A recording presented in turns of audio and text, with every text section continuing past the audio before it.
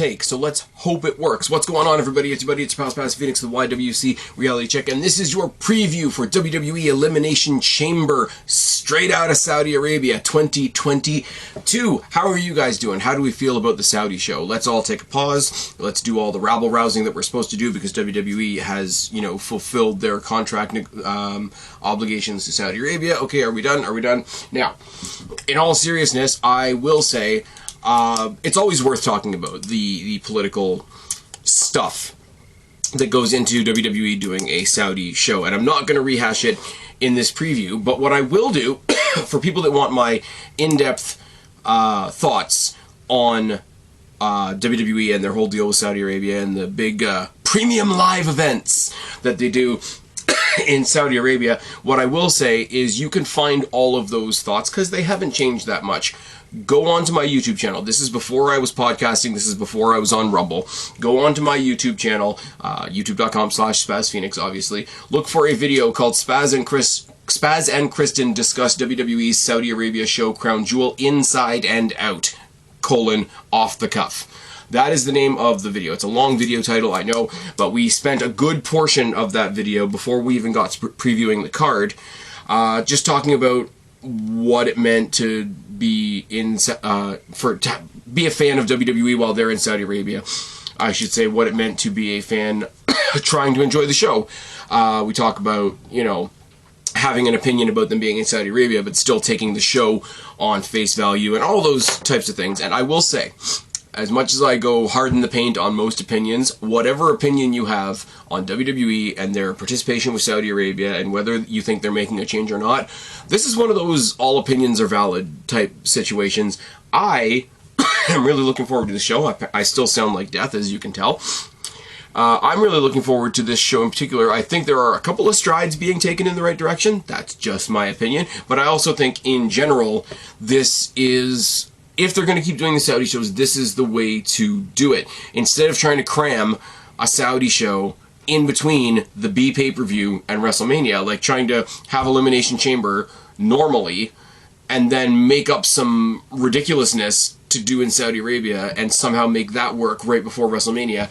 I think just do whatever you were going to do at the B pay-per-view and just do it in Saudi Arabia, because the one thing people aren't really looking at with this, and I'm not telling you to all of a sudden like the Saudi shows, I'm really not, but they do go big. They are big money shows, and you will never see an Elimination Chamber B pay-per-view get the money, the production, the response, the attention that this show is going to get this Saturday. Now, once again, that's going to fall back to you whether you think the juice is worth the squeeze in that comparison, but they build it up like WrestleMania. They build it up as far as the venue that they're in, as far as the money that is spent, as far as the, you know, all the crowd size, the pyro, the want to give the big moments because the people are paying the big money. So to give that treatment to a B pay-per-view like Elimination Chamber, there are going to be some small benefits to be reaped from that. Like, the only other Super Showdown that they did other than Saudi Arabia was the one in Australia, and that was also kind of treated like a WrestleMania. If this was happening in Australia, I think this would be the biggest Elimination Chamber ever. Because it's happening in Saudi Arabia, there's a huge cloud over it, but the truth still stands that it is the biggest Elimination Chamber branded pay-per-view WWE has ever given us, in size, in scope, in star power, in nostalgia, in whatever you want to call it, ripple effects going forward. This is basically Roadblock on the road to WrestleMania. It's serving that purpose as well. And it's weird, but I would rather they do this than try to squeeze one between two pay-per-views, is my big takeaway with all this. Now, look at the card itself. Now, the first two I'm going to talk about really quickly because they don't really matter, and then we escalate accordingly.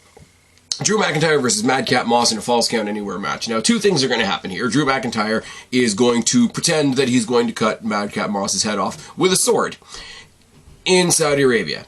And all the political discourse that comes with that. Also, Baron Corbin is going to be involved. You can see that coming a mile away. Also, this is them trying to sort of reboot Drew McIntyre after they had him go away for like 3 weeks. They did the Rumble thing, and I know a lot of people have criticized it. I particularly agree. You take him off the TV in December, then him coming back in January at the Rumble isn't a huge return. It's a huge return in the sense that Drew McIntyre is a huge star. Don't get me wrong about that.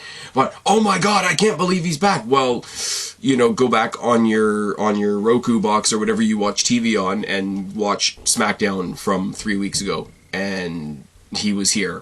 And then they did the thing with his neck under the piece of scaffolding, and then he came back in the Rumble. And we thought, you know, if they're trying to fake that this is a big comeback, that maybe he's going to do something big, but it's not. I'm telling you right now, he's going to win this match. There's going to be some weirdness with the sword, and like I said, there's some problematic attachments to that. But it's going to end up with Drew versus Baron Corbin and Madcap Moss at WrestleMania. And as fun as that will be, Drew McIntyre still hasn't had his WrestleMania moment from, like, 2020. We need to fix that shit. So I will enjoy this on the night. It'll be comical on the night. If there was a pre-show, this would be on the pre-show. And that in and of itself is a bummer.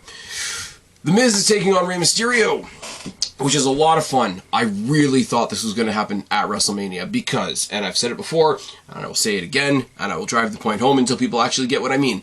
You need a match at WrestleMania that is just a match for match's sake. That doesn't have a stipulation, that doesn't have a title, that's not a pile of people, that's not a triple threat or a fatal four-way or a tag team match. You need a match for match's sake. And I will go back once again to Randy Orton versus CM Punk at WrestleMania, because that was the match for match's sake. And that particular year, unless I'm forgetting something, unless there was something on the pre-show or whatever, that was the only match for match's sake.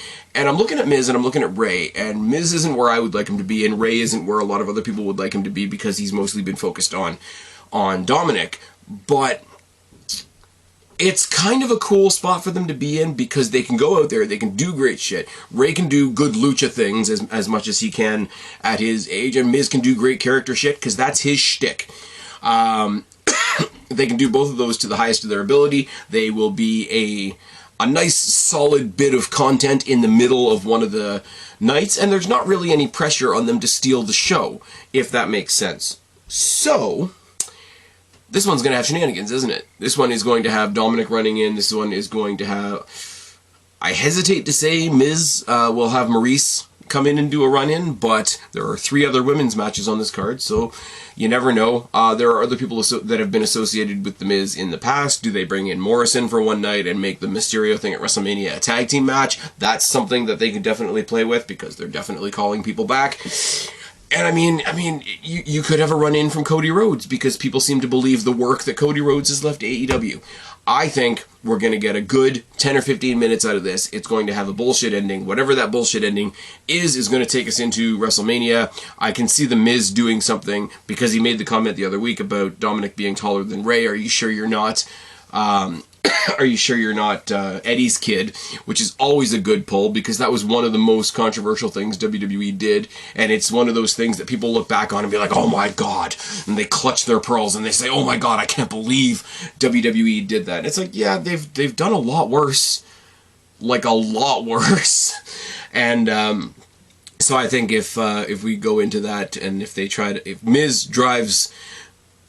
Miz gets himself a partner, and Miz manages to drive the stake between Rey and Dominic, and Rey and Dominic implode at WrestleMania, and that becomes a match for WrestleMania Backlash, because yes, it's been confirmed that once again, Backlash is WrestleMania Backlash, and the logo looks shit, because it just looks like somebody took 2 pieces of clip art and put them together, because I think they would want to give the Mysterios a chance to be a tag team, father and son tag teaming at WrestleMania. I think if you want to have the fallout between the father and the son, you do that at the next pay-per-view. You got to leave them wanting, and yes, the people at What Culture, specifically Adam Wilborn and Michael Hamflett, who are both awesome, can do the thing where, yes, he's going to put his dad up on his shoulders, he's going to go thumbs up, thumbs down, and he goes, electric chair!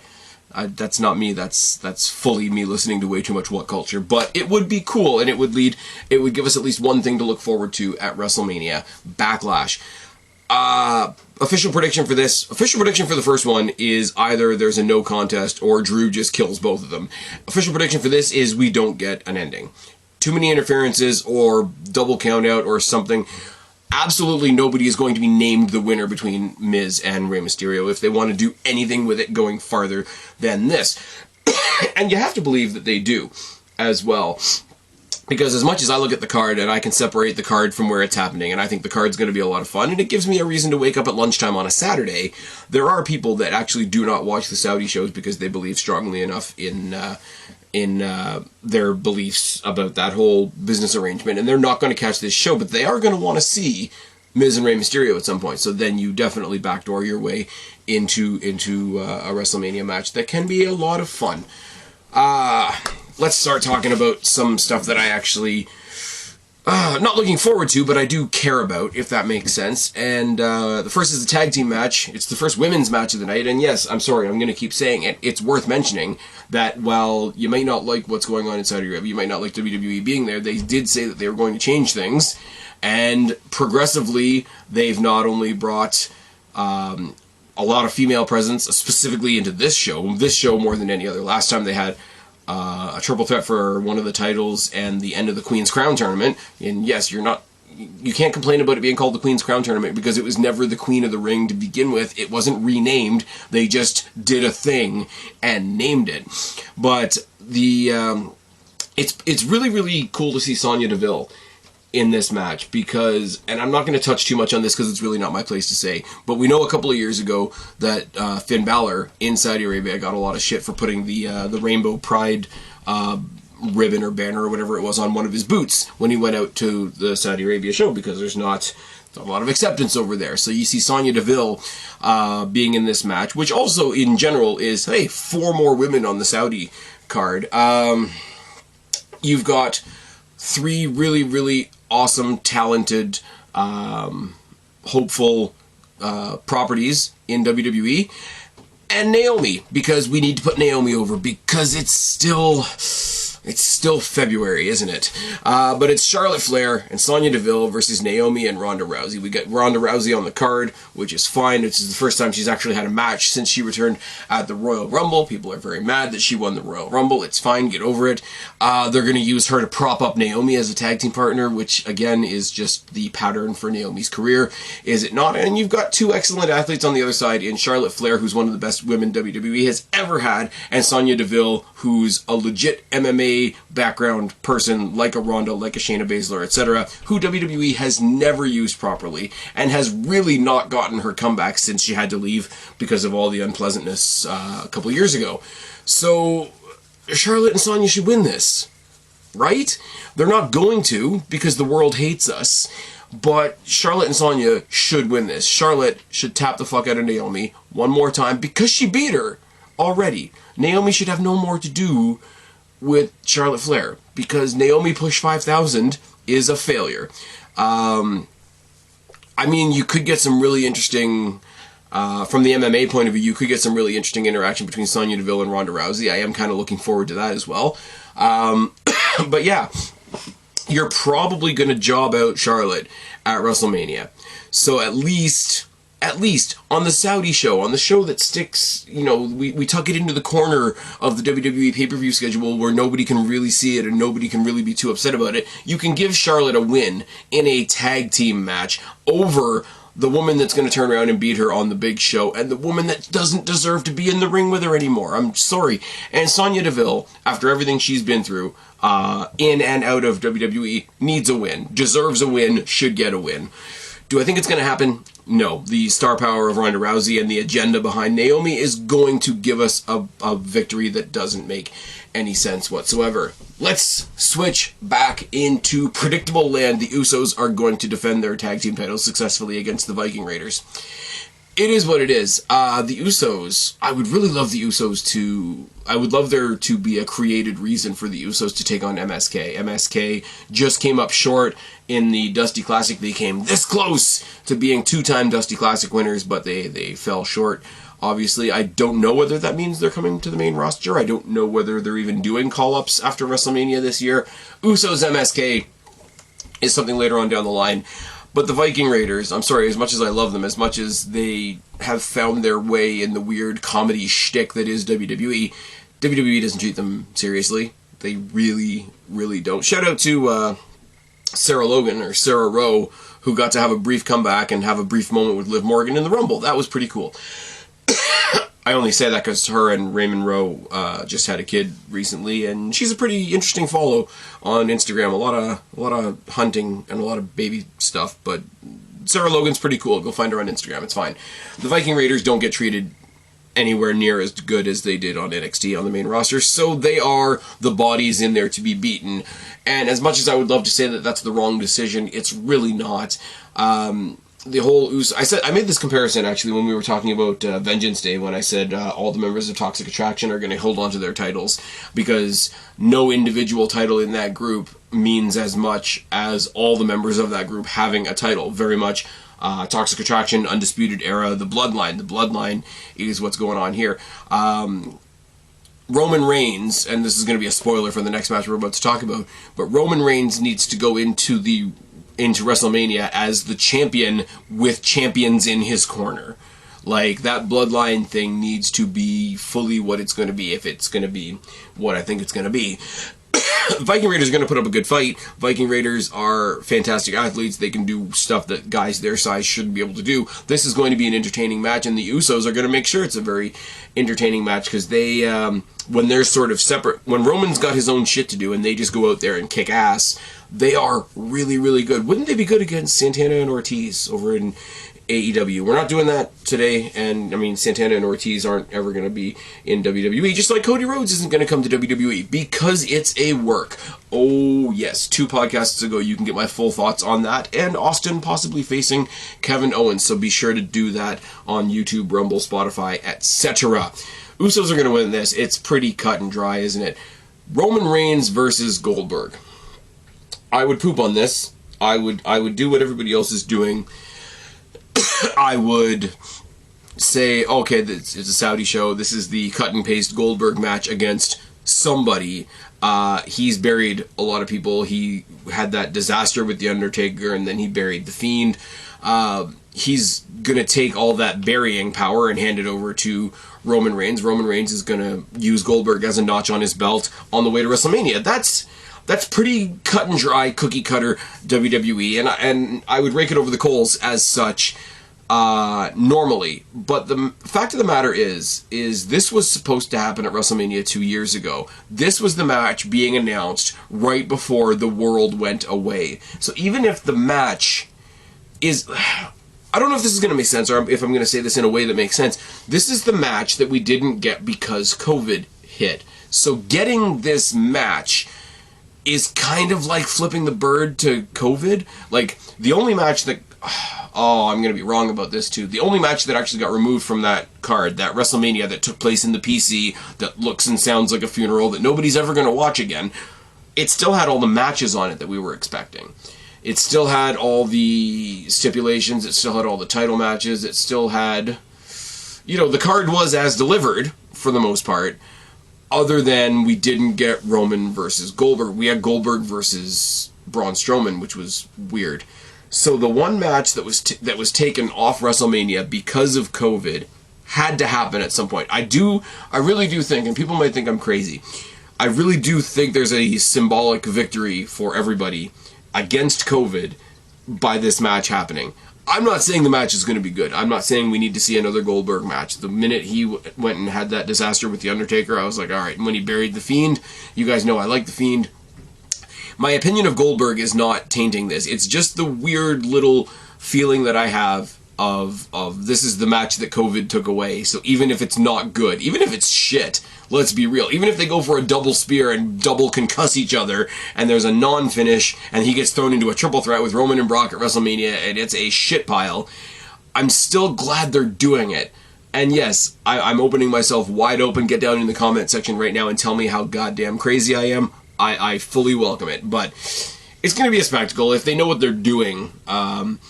Roman said he's going to Goldberg, so let the bell ring, let him hit a spear, let him hit a Superman punch, and lock in that choke thing that he does.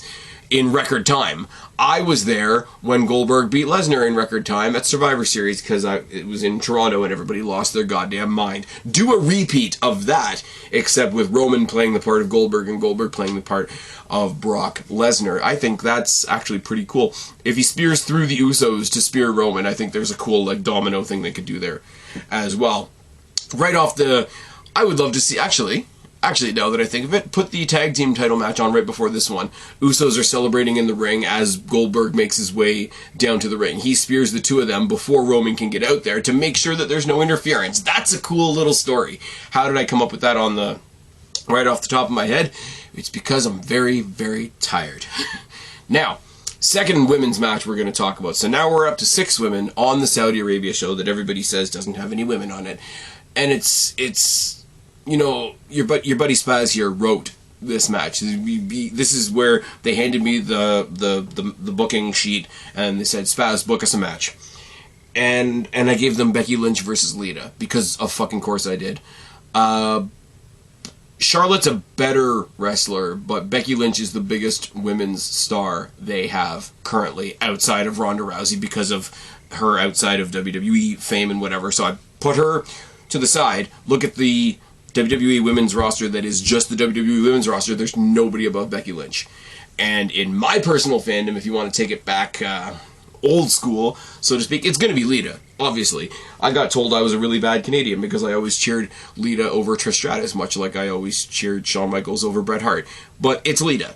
It is Lita. When they announced this match and everybody said, oh, what did she do to be the #1 contender? Fuck off. It's Becky Lynch and Lita. She's not going to win. And much like Goldberg, Lita is going to be a notch on the Becky Lynch belt going into WrestleMania to a very lackluster opponent at WrestleMania, if my prediction is correct. Lita versus Becky Lynch is one of those things you fantasy book, isn't it? Isn't it? You know, Shawn Michaels versus Dolph Ziggler when Dolph Ziggler was at the top of his hype. Daniel Bryan versus Kyle O'Reilly. Stone Cold Steve Austin versus Kevin Owens, which we might actually be getting for reasons. And I don't hear anybody say, "Oh, what did Stone Cold Steve Austin do to get a shot at Kevin Owens?" Like, fuck off. You're just trying to make shit up. What did Billy Gunn do to still be wrestling at all in AEW? What did Sting do? How much paperwork was involved in Sting adopting Darby Allin as his surrogate son? I mean, we could go down all day with that. This is what wrestling is supposed to be. This is a match that you hear and you say, wow, that's fucking cool. And that's it. And that's all it needs to be. And that's all the match is going to be. Don't get me wrong. You're going to get a Twist of Fate. You're going to get a Swanton Bomb. You're going to get the Lita Moonsault. You're going to get a lot of Hurricane Ranas. You're going to get the Manhandle Slam and the Disarmer and all the things.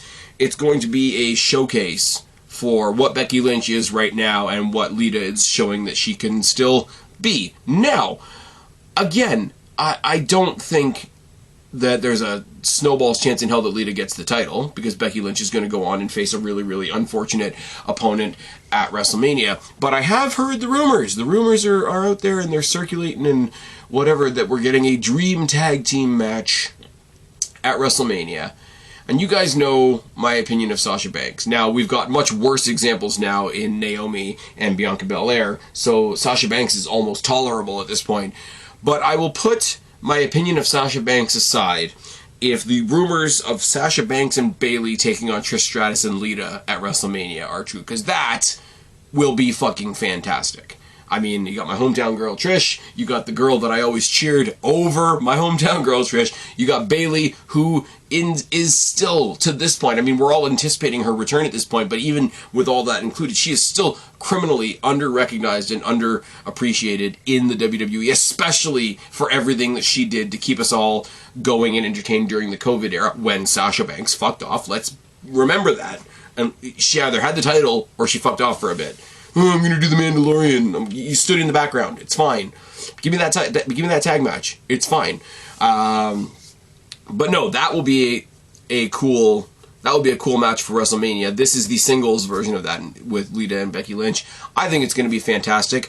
I say about this the same thing I say about the Women's Royal Rumble in the sense that when we look at the Men's Royal Rumble and we say, oh my god, they've brought back way too many people, they did too many legends, why did they bring back Hacksaw Jim Duggan and Sergeant Slaughter, and why did, you know, Drew Carey come into the match, and what the hell, why is Tatanka here? Like, and I get all that, because those are coveted spots. There's only 30 of them, except when there's 40 or when there's 50, but we don't need to go there.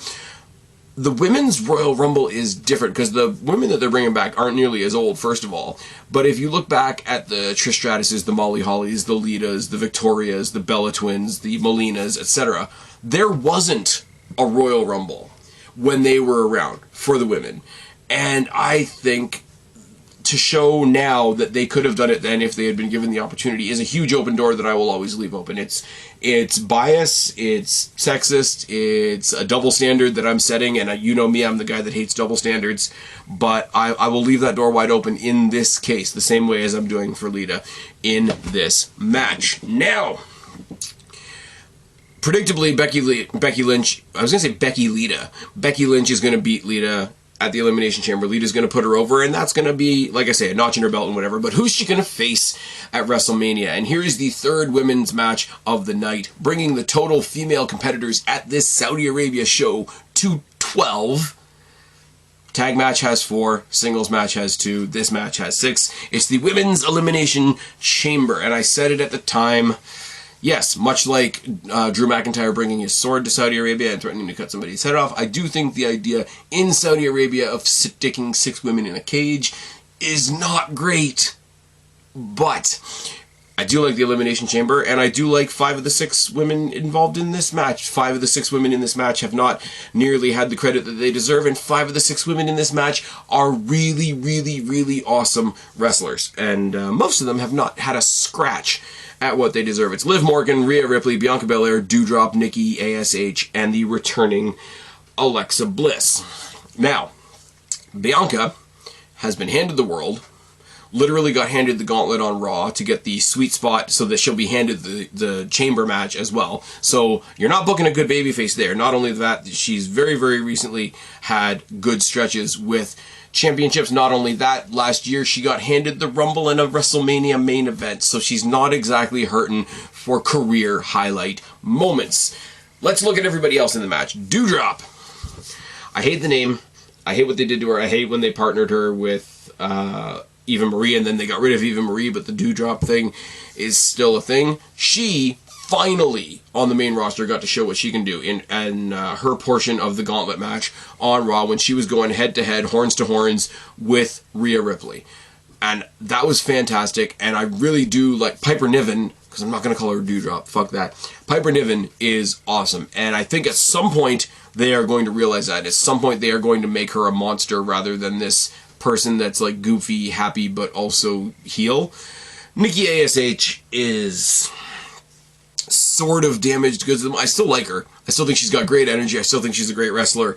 The Nikki ASH gimmick didn't take off. You can give her last name back, seeing as you fired Karrion Kross.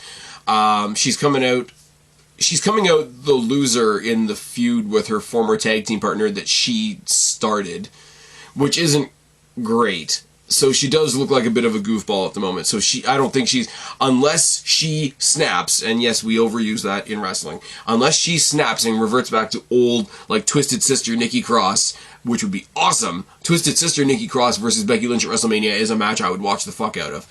I don't think she's going to get it either. Liv Morgan, they seem to recognize the fact that sort of underground, online, whatever you want to call it, Liv Morgan does have a following. Liv Morgan does have a constant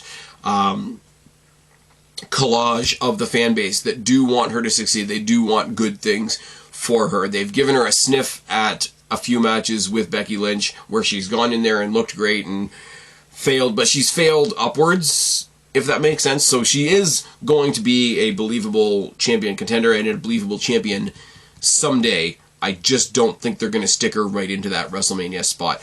Unfortunately, Rhea Ripley.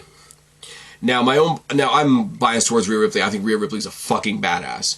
Rhea Ripley showed what she could do in that gauntlet match on Raw when she went the whole gambit from first to last, other than Alexa Bliss, obviously, because she hadn't been announced yet.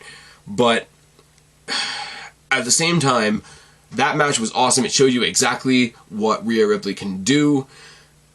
And it also reminded you, and it also brought you back down to earth, it also reminded you what WWE does and where they're leaning to public social pressure will take them with certain decisions. What do I mean by that? I mean, Rhea Ripley went into that gauntlet match first. She took out Nikki Cross. She finished off that feud definitively. Continued on with Liv Morgan. Looked like a fucking badass. Made Liv Morgan look like a badass in the process as well. And even though she's the biggest woman in the match, she still managed to look injured. She still managed to sell for the next person and the next person and the next person. Went head to head with Doudrop. And like I said, two bulls locking horns. That was a cool showdown as well. I didn't like that commentary pretended that they'd never fought before. It's like, okay, NXT UK is on the network. Like, they have a history. They have fought over that title, etc. But whatever. So Rhea Ripley carried the load for about 35 minutes. And then after about 5, all the glory went to Bianca Belair. So, what happened at the Royal Rumble happened in the Gauntlet, and I'm pretty sure is going to happen at the Chamber because she's the last one in the Chamber. They made her the 6th entrant in the match. Because they want to make... They used to do this for John Cena. They would go to the pay-per-view before WrestleMania and say, whatever happens, nobody can injure John Cena. Now, you should say that for your entire roster. But no, they said it for the people that they wanted to protect. And right now, they want to protect Bianca Belair. For obvious reasons. The February effect is going to stretch all the way to April. Oh, yes. But with the least amount of effort, she gets the win in the Gauntlet. With the least amount of effort, she's going to win the Chamber. And with the least amount of effort possible, she's probably going to get the title at WrestleMania because that's how shite the world is right now. But Alexa Bliss is back. And that puts, and you guys can probably tell, you can probably hear it in my voice, that puts a huge smile on my face, even though I'm about to cough any second now. Alexa Bliss is back. Alexa Bliss, another criminally underrated actual in-ring competitor. They did the whole therapy things on Raw. It's like, well, that's not an accurate depiction of positive mental health. It's a fucking wrestling show. It's a fucking wrestling show. It's ridiculous because it's supposed to be ridiculous. And I mean, once again, people are going to cry about it. But I mean, Becky Lynch came back, made a statement at SummerSlam at the, oh my god, at the behest of our beloved Bianca Belair, and how dare she win, and whatever the case may be. And they keep trying to go with the narrative now that Becky Lynch took some cheap shots and tried to win. She just beat her. Like, she's allowed to win.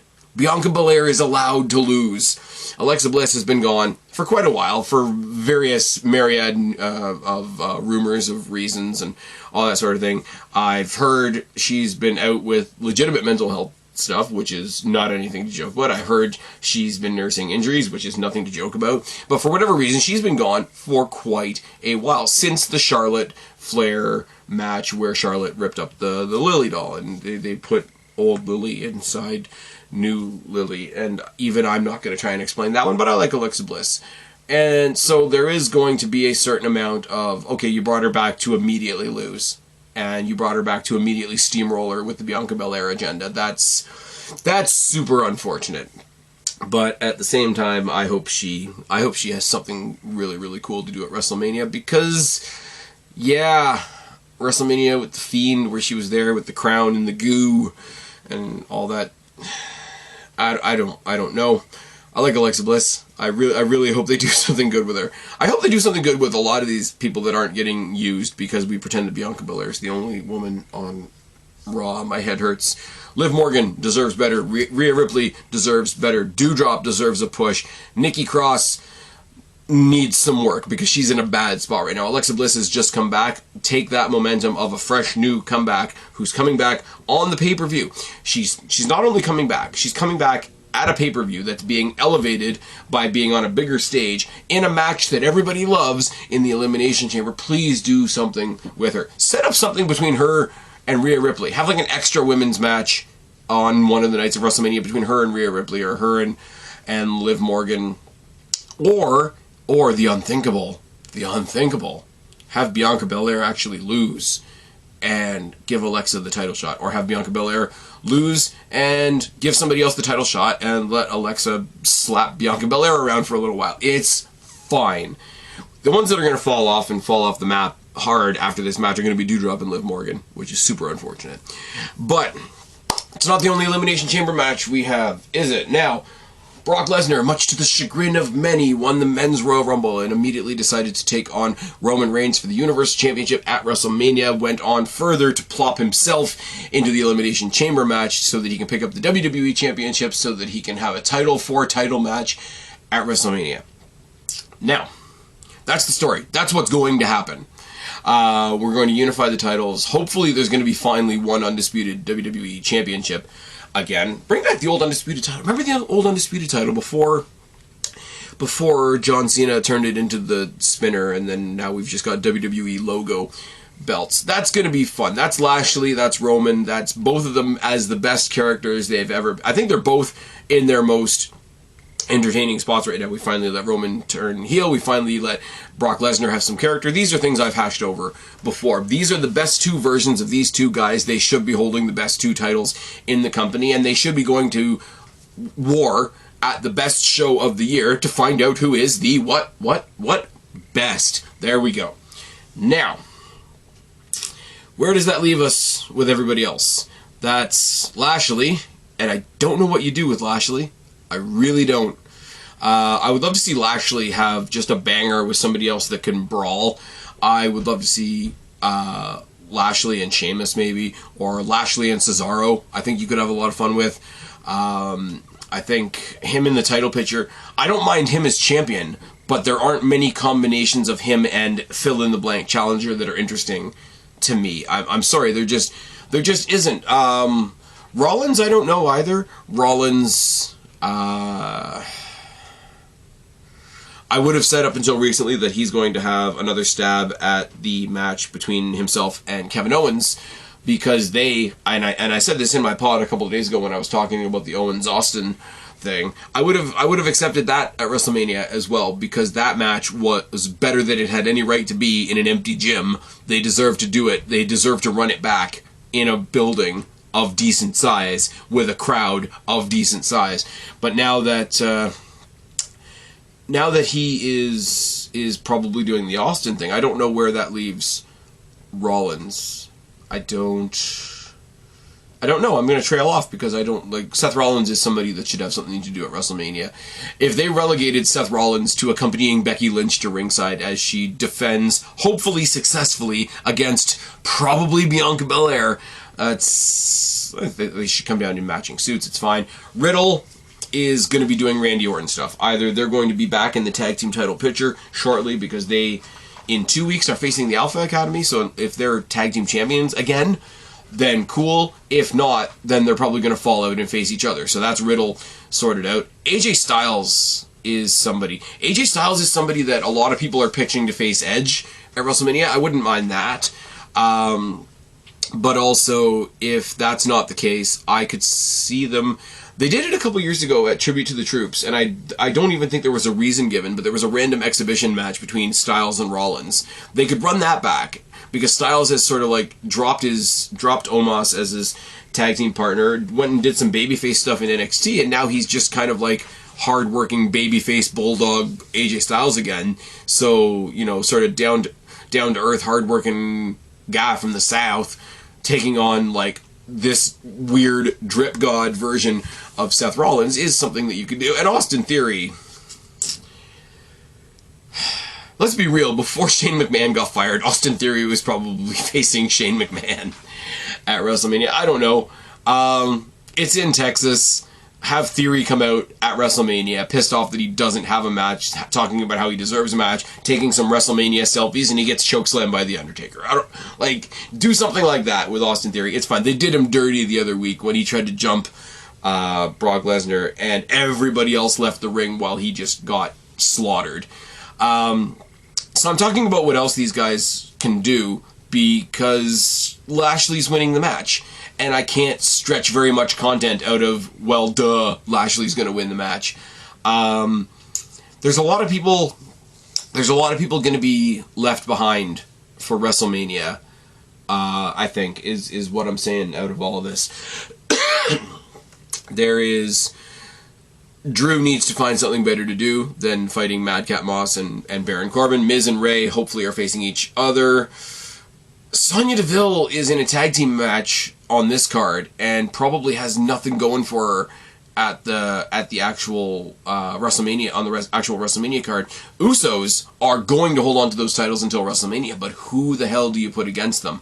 Unless you do a SmackDown versus Raw thing where they take on RK Bro again, but they've already done that. Goldberg doesn't need to be at WrestleMania. Lita, as I say, has been rumored for that tag match with Trish against Sasha and Bayley, which would be fine. Liv Morgan, Rhea Ripley, Doudrop, Nikki Ash. I don't know how any of them fit into the WrestleMania program right now because it's either going to be Bianca or Alexa that win that Chamber match. And Lashley's winning the Chamber. I keep coming back to it because it's going to happen. There's no smoke without fire. They've made way too many references about this being a title for title match, about carrying 2 belts, etc. And we've seen recently on Dynamite with our good buddy Sammy Guevara, who's stepped all the way away from the Inner Circle drama, the Inner Circle jerk. Let's be real, to carry 2 belts, even though they're identical. So yeah, why not have Roman Reigns, the head of the table, your tribal chief, your undisputed WWE champion? And guys, if I can borrow some words from a very, very brilliant man, that's not a prediction. That's a spoiler. I've been Spaz, your YWC Reality Check. Subscribe up there, talk down there, start a conversation, keep all these conversations going. Don't be a stranger. I will talk to each and every last one of you later, but for right now, tag it out. Bye, guys.